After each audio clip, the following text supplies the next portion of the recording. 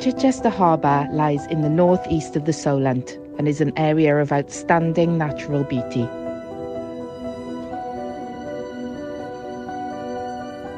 Sadly, the harbour's salt marsh, a unique and vital habitat, is under threat. As part of the Solent Seascape project, Blue Marine Foundation have teamed up with various organisations to restore this ecosystem before it's too late.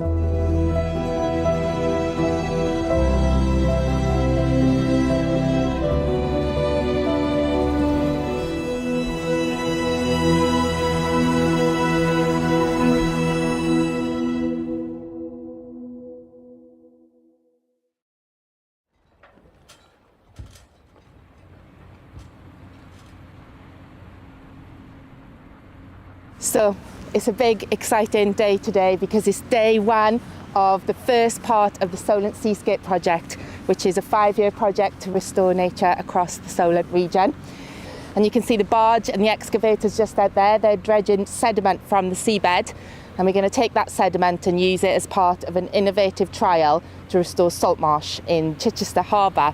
Tom and Sarah are standing down on the pontoon.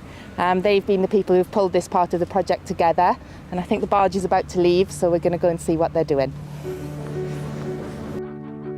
Most of UK dredging in the marine environment involves excavation by suction or excavator, and it's put in a barge or a ship and taken offshore and dumped. And what we're trying to do is turn that barge around and bring it to the near shore and allow that barge to deposit its load as close to the habitat we're trying to restore as possible. And then the winch and box effectively scoops the material up and skids it across the foreshore and up to the intertidal zone where we can use it to form a new habitat. In Chichester Harbour, we've lost about 60% of our salt marsh since 1946. That's about 420 hectares. And it's estimated that we're continuing to lose 2.54 hectares of salt marsh a year, and that's about the size of 3 football pitches. Because salt marsh is declining at such an accelerating rate, we need to take action now. Otherwise, the risk is that by the middle of next century, we will have lost all the salt marsh within Chichester Harbour. Salt marsh is a very valuable habitat. It's important for so many reasons, not only for biodiversity, but it also provides many, many other services that society is really only just trying to understand. And those services include things such as carbon sequestration. It stores, it sequesters carbon. It also helps to improve water quality. It helps to filter the water. The little creeks that you can see here are perfect nursery grounds for small fish. And it keeps them safe until they grow and they're big enough to swim out into the larger channel. It also acts as a natural sea defence. When waves crash over the salt marsh, it sort of acts almost like a sponge, trying to remove and soften the energy of the waves. So all of these benefits that salt marsh provide are so important for the people who use, live and enjoy the harbour. So the barge is almost full. The last few excavator buckets are going in, and once they're in, there's going to be 300 cubic metres of mud in that barge. We're going to be collecting the same amount of mud every day this week, taking it down to Itchenor and putting it onto the foreshore, where it will become the foundation of the most fantastic salt marsh ecosystem. The barge is just about to leave and we need to follow it down to Itchenor, so I'm just going to go and get Tom and Sarah and we're going to head off. So Earth Change is a new division of Land and Water, and we're looking solely at circular economy, so using waste materials to solve habitat creation and nature recovery projects. So the two parts of the business are working together. Earth Change has helped enable this project to come together by engaging with all the stakeholders and statutory bodies to get consents in place and to get us permission to work, and then Land and Water are going to deliver the work. In splicing together something like this, for the first time, there are all sorts of different people that have been absolutely incredible in believing in us. Well, I've been here for nearly all my life, 70 years, and it's been interesting over certainly the last few decades how much of the salt marsh has died off. We're very, very much looking forward to seeing this being a successful operation.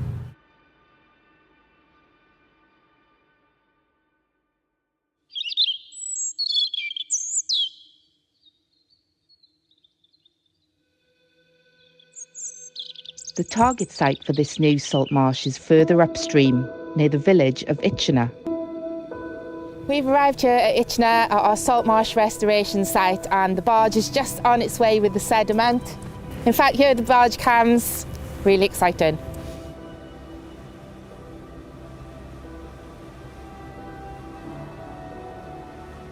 This is a really important moment for the process. The barge has to drop the sediment at exactly the right location so it can be dragged onto the shore. Communication between the teams is integral.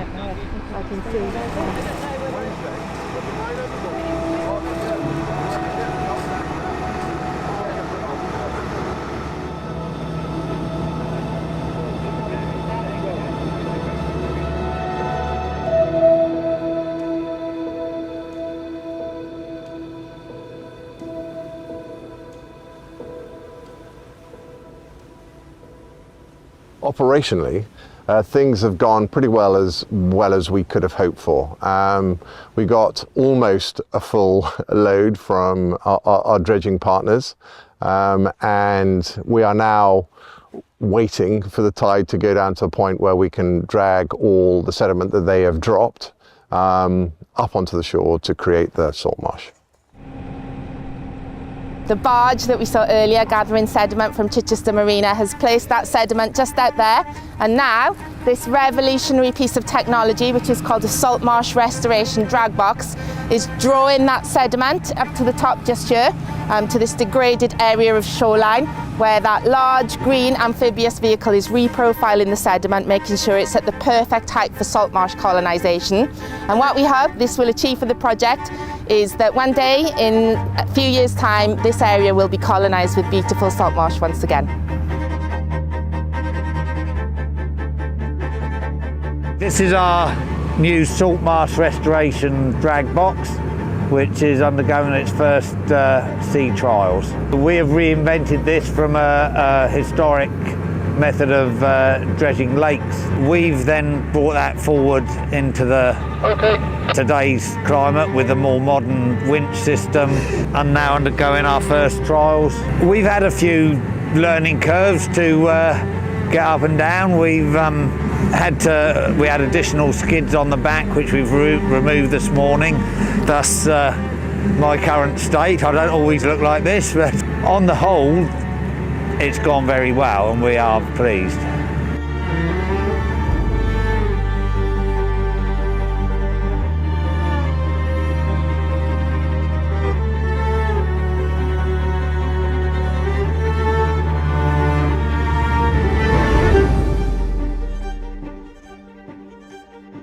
The revolutionary drag box is pulled up and down the foreshore around 30 times to transfer the full load of sediment. This can only be done when the tide has retreated far enough to expose the fresh deposit. It's then a race against the tide.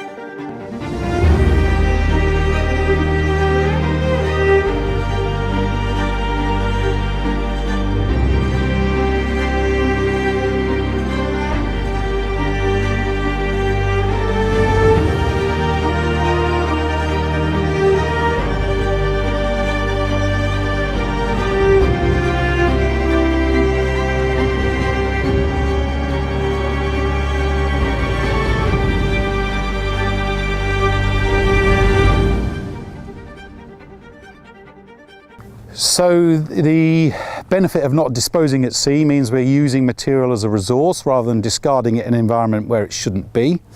And we're using indigenous silt. So this is silt that's born inside the habitat in which we're working, and we're keeping it there. But other techniques have tried to rebuild salt marshes by pumping the mud into those locations, and that involves adding water, and the water and the dirty water has an impact on other parts of the sensitive habitat. The advantage of the drag box is it uses the silt at the same density which the dredger delivered it at. So we're not adding turbidity and broadening impacts by trying to save that habitat. In parts of the farm we've been suffering quite serious erosion over the last few years, and it's noticeable, I think, that without the reed growth, the wave impact is definitely greater than it would otherwise have been. So as well as the reed growth being good for the the birds and the fish, I think it's also going to be good for preserving the land and the shoreline. So assuming that we get all the sediment in the right place and to the right levels, it will self-collinate. With excitement, we might see some small plants a bit later this summer, but certainly in the next couple of years. But I think what's more exciting is the opportunity to validate this process for future carbon trading and nitrate absorption or nutrient absorption, because that's going to access a different route to funding, and that compensates the difference in cost between conventional dredging and dumping offshore and the additional cost of this habitat creation. So we're hoping to close that gap by accessing new revenue streams that haven't been there before, and the Environment Bill and all the other bits of legislation that are coming around nature's recovery is beginning to open those doors. We're looking at, how can we better organise our partners? How can we sync the dredgers better? How can we take into account more of the tides and when we can and can't work? And then the actual machinery themselves, the drag box in particular, can be improved. It'll be larger. It'll spill less stuff. It'll have even less effect on the actual the mud flats over which it's pulled. So there's lots of things to work on, but for the most part, we're probably 8 out of 10. This project has been in development now for well over a year. There's been a huge amount of planning and licenses and consents, and I think this project has been a fantastic example of partnership working and how it can be successful. ABP provided advice on the design of the scheme, and they led the application for the marine licence. Natural England, the Environment Agency, helping us with the habitat regulation assessment, helping us to get the marine management licence. By bringing everyone together to really understand the project and what we're trying to achieve, I think that's really helped that planning and development stage to go very successfully. We know the machine works, we know the process works. Ultimately, the proof of the pudding is the growing of the salt marsh. So I'm slightly concerned about our ability to be able to deliver the salt marsh at the correct height at the end of this first year, because the mixture, although is pretty solid. It may not be solid enough to get it to the right height to mean high water, but if it's not, we'll come back and we'll succeed next year and we'll succeed the year after. But that's the only concern that we have right now, which, given where we were 6 days ago, that is a beautiful thing. I mean, we're very pleased to have been able to be involved in this, because it's a very worthwhile project. There's absolutely no downside from our perspective. There's no damage, and I think the long-term benefits are going to be enormous, not only for the wildlife but also for the land. And I would certainly recommend that anybody else who has an opportunity participates. Just through the delivery of the project, so many people have stopped and asked, what's happening, what are we doing here? And for us to be able to engage with those people and explain to them what's happening, that's been a fantastic opportunity. But also we need to think about, through the Chaparral Partnership, how we can extend that. How can we make people more aware of the value of these intertidal benefits? And it's not just about biodiversity, it's about all those ecosystem services that we get from the intertidal habitats that are so important to people. And without them, without nature, the harbour would be a very different place. It's been an amazing start to the Solent Seascape project. The sun has even come out at the end of the day for us. We watched the barge collecting the sediment up at Chichester Marina and bring it down here to Itchenau, which is our first active restoration site. We hope that sediment is going to become the foundation of a beautiful salt marsh. But this is just the first of many initiatives that are going to form part of the Solent Seascape project. As time goes on, we're going to build oyster reefs, plant seagrass meadows, build even more salt marsh, and also restore seabird nesting sites across the whole Solent region.